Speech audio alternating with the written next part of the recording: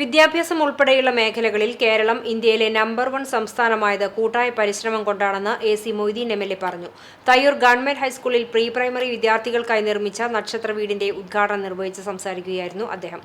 SSKയുടെ 10 ലക്ഷവും വേലൂർ പഞ്ചായത്തിന്റെ 5 ലക്ഷവും ഉപയോഗിച്ചാണ് നക്ഷത്ര വീടിന്റെ നിർമ്മാണം നടത്തിയത്. കുട്ടികൾക്ക് അനുഭവങ്ങളിലൂടെ പഠനം രസകരമാക്കുക എന്ന ലക്ഷ്യത്തോടെ മനോഹരമായ 13 ഇടങ്ങൾ ഒരുക്കിയിട്ടുണ്ട്. വേലൂർ പഞ്ചായത്ത് പ്രസിഡന്റ് TR ഷോബി ചടങ്ങിൽ അധ്യക്ഷനായി.